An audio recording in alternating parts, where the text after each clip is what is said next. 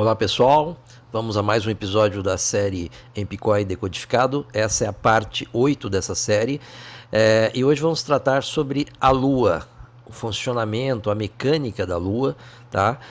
Isso na verdade era para ser tratado mais à frente nessa série, mas em função aí do recente episódio que nós tivemos do eclipse solar total lá nos Estados Unidos, né?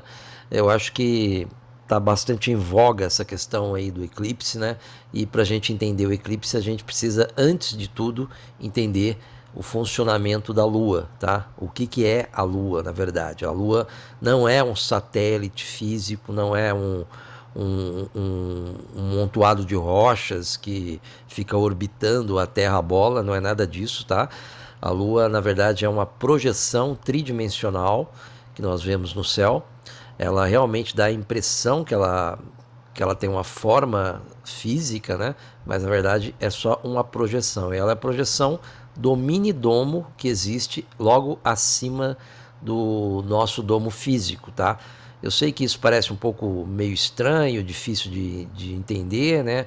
Ou até meio sem sentido, né? Mas eu vou explicar tudo isso aos poucos, tá?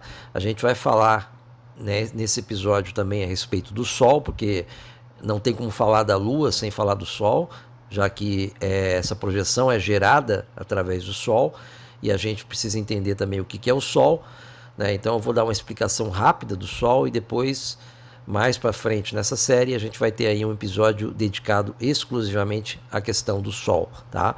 Aqui eu vou dar uma pincelada, vamos dizer assim, para tentar explicar o funcionamento da Lua, falando um pouco de como que é o Sol e como que essa projeção aparece nos nossos céus, ok? Então é isso, pessoal. Vamos dar início aí a esse episódio. Eu espero que vocês consigam compreender. Eu vou tentar ser o mais didático possível, ok? E também é claro que a gente precisa entender como é que funciona as fases da Lua, né? Porque na verdade o que a gente vê no céu é exatamente isso, a Lua mudando de fases, né? E nesse vídeo eu espero que vocês vão entender como é que funciona isso também, ok? Bem, para começar, a gente precisa entender o que é esse brinquedo aí, o mirascópio ou mirascope, né? Ele não é muito conhecido aqui no Brasil, mas vende aqui no Brasil, tá? Até no Mercado Livre você acha para comprar. Ele é composto por dois espelhos parabólicos, né? Um de frente com o outro, e aí você coloca um objeto qualquer lá no fundo dele e ele gera uma imagem 3D do lado de fora. A imagem é tão real que se você pegar um laser, né, pode pegar até aquele laser verde e apontar para ele, realmente vai aparecer o laser como se estivesse fixando na imagem 3D. É a mesma coisa que acontece quando o pessoal fala que aponta um laser para a Lua, né? E aí, na verdade, não está apontando, está apontando para uma imagem 3D. Bom, então é isso, né? Deu para entender mais ou menos aí como é que funciona isso. Agora eu vou deixar com vocês um videozinho que explica mais detalhadamente o funcionamento desse brinquedo para vocês entenderem como é que é o funcionamento dele relacionado com a Lua, ok? E impressionante, olha, não consigo pegar esse porquinho, tá? Que aparentemente está aqui. A gente pode crer que é uma ilusão de ótica, mas na realidade a explicação se fundamenta no fato de termos dois espelhos côncavos associados, em que o vértice de um coincide com o foco do outro. Então, na verdade, o objeto está aqui nesse espelho, no vértice desse espelho, no foco desse de cima, e a imagem é projetada aqui em cima e necessariamente é uma imagem real, porque somente imagens reais podem ser projetadas. Mais espetacularmente é quando eu pego a lanterna, tá? E acendo. Então a gente vê o reflexo dele como se fosse uma superfície espelhada, toda a parte iluminada como se de fato existisse um objeto aqui, porém quando eu vou pegar, ele não existe.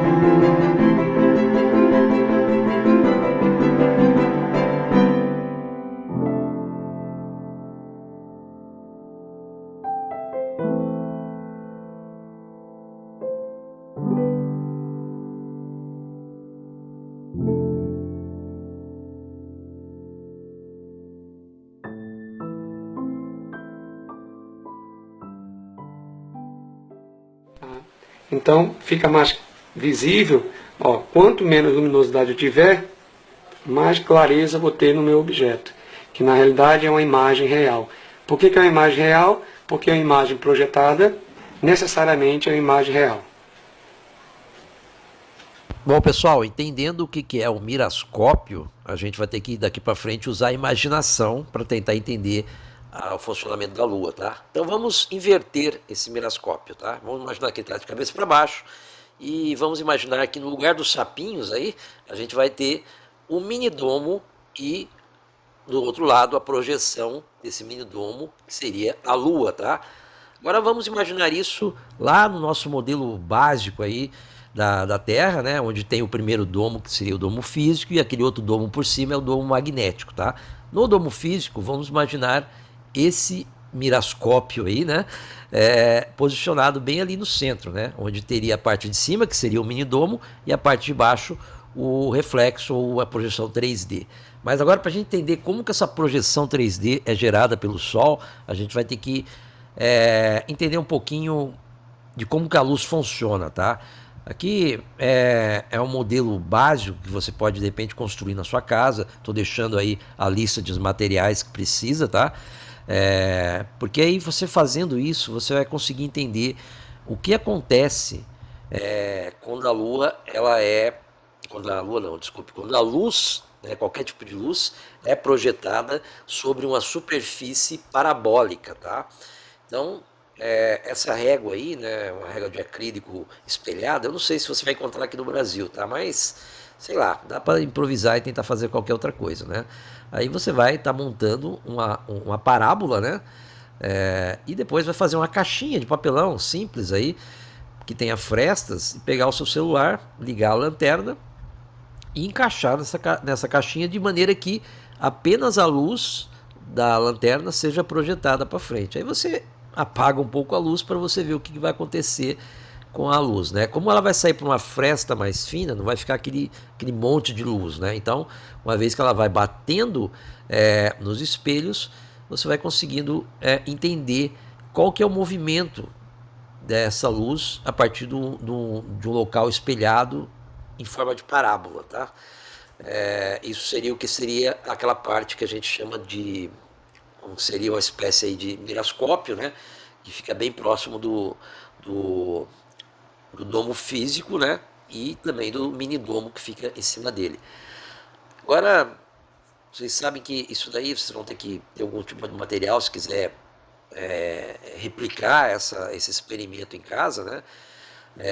Aqui está dando várias opções, né, de você fazer uma angulação diferente da parábola, porque na verdade a gente não sabe exatamente qual que é o ângulo do domo físico, né? Então vamos tentar imaginar aí alguma coisa, né? Então vocês estão vendo aí, né, que conforme a luz vai passando, ela vai projetando em outra posição, né? Essa luz do celular, a gente tem que imaginar ela como sendo o Sol, tá? É claro que aqui ele está andando em linha reta, né? É sempre um movimento da direita para a esquerda, mas sempre numa mesma linha, né? Agora, outras variações seria você pegar essa mesma régua aí, que é um espelho acrílico, né? Picotar ele, né, em vários pedacinhos, depois pegar uma borracha, né? Também quadrada, né? E colar na superfície dessa borracha. E aí então você vai posicionando cada pedacinho de borracha, né, com esses espelhos dentro de uma parábola que você vai criar também com a mesma angulação, tá? O que proporciona isso? O efeito que vai dar nisso vai ser diferente, porque aí o espelho, ao invés de ser côncavo, ele vai ser esférico, tá?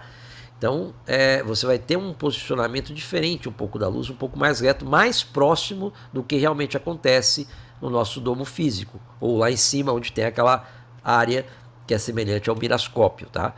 Então, como ele é todo curvado, ele vai sempre projetar a luz num tipo de ângulo semelhante a esse, ok?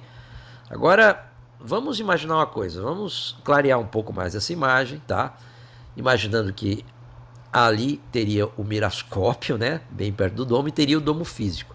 A projeção da luz do Sol entrando lá criaria essa imagem da luz mais para baixo, virando essa imagem, né, como se a parte onde tem o Sol está mais claro e a parte que tem a Lua está mais escura, né? Isso na realidade nossa, nós veríamos então a Lua dessa forma. Mas é claro, pessoal, que não é só isso, tá? Isso daqui é bem simples, um exemplo bem simplório até, né? Mas eu acho que dá para ter um entendimento. Não dá para ter uma compreensão, mas dá para ter um entendimento, né? Pelo menos um entendimento básico de como que é o funcionamento das fases da Lua, né? Para a gente entender que o Sol que está lá atrás no nosso domo magnético, o feixe dele, né? Acaba gerando uma luz, e essa luz ela entra dentro dessa espécie de miroscópio que a gente tem bem no topo do domo físico, e lá no meio desse miroscópio teria então um mini domo que é atingido pela luz que vem do Sol, e de acordo com a angulação vai projetar, né, uma imagem 3D para fora desse mini domo, ou seja, nos céus, né, e a gente vai ver então a Lua de acordo com as fases, né. Bom, a gente viu lá no exemplo que o que a gente imaginou de Sol estava indo numa linha reta, né? Sempre da direita para a esquerda. A gente sabe que o feixe de plasma que gira em torno do domo magnético não anda numa linha reta. Ele ora está mais alto, ora está mais baixo, faz curvas, enfim. Essas diferenças, essas nuances, né, de movimento que gera também posições diferentes em relação às fases da Lua, como que a gente visualiza ela no céu e como que ela aparece às vezes de dia, ou às vezes aparece só à noite, ou às vezes não aparece nem à noite, né? Mas enfim, eu quis dar um entendimento básico para vocês, tá? A partir daí vocês vão poder usar o intelecto que o Criador deu para todos nós e tentar então gerar uma compreensão disso, tá? Eu não vou me estender muito nisso porque é um tópico complexo. Eu sei que muita gente vai criticar, vai falar que é bobagem, vai perguntar de onde que eu tirei isso, né? Mas essa é a realidade da nossa existência, da nossa Terra. Bom, mas eu sei que fica aquela pergunta, né? Tudo isso que a gente falou explica os eclipses, tanto o lunar quanto o solar? Não, não explica. Porque o eclipse, ele na verdade é uma coisa muito mais complexa, tá? E a gente vai precisar de um outro episódio para detalhar melhor isso. Porque, na verdade, tanto o eclipse solar quanto o lunar não tem uma relação direta com a Lua e nem com o Sol, e sim com um terceiro objeto, que a gente precisa explicar mais coisas para poder falar sobre isso, tá bom? Então, eu acho que esse episódio serviu, é um episódio curto, né, em comparação com os demais da série, mas ele serviu para poder dar essa pincelada por cima e fazer com que vocês adquiram esse know-how, né, de entender como é que funciona a Lua, o que é realmente a Lua, tá? E depois a gente vai tratar sobre o Sol, mais especificamente, explicando realmente como é que é esse feixe de plasma, como que ele acontece, né? Porque já que o plasma circunda ou circula o domo magnético, como é que ele vira um feixe, né? Então a gente vai falar isso em outro episódio. E depois a gente fala sobre o eclipse, porque aí a composição do quadro, né, a imagem total vai estar mais correta na mente de vocês.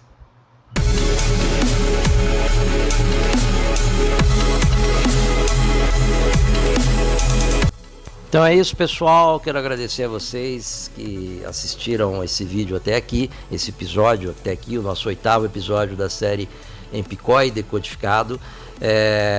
Para a gente entender exatamente o que é o Empicói, o que é essa ira do Criador, a gente precisa, antes de tudo, entender como é que funciona esse mundo criado por ele, tá? Como funciona a Lua, qual que é o funcionamento do Sol, enfim, descobrir como é que funciona tudo isso para a gente entender como que o Empicói vai afetar a nossa vida. Porque esse é um evento cíclico que acontece de tempos e tempos, que destrói o mundo como conhecemos, mas também gera um novo mundo, e há sim meios de sobreviver a esse evento e continuar a vida após esse evento no novo mundo. Explicando o funcionamento de tudo desse mundo com essa série, eu espero estar trazendo para vocês a informação que é necessária para que vocês compreendam, não só apenas entendam, mas também compreendam como que funciona esse nosso mundo. Obrigado mais uma vez e até o próximo episódio.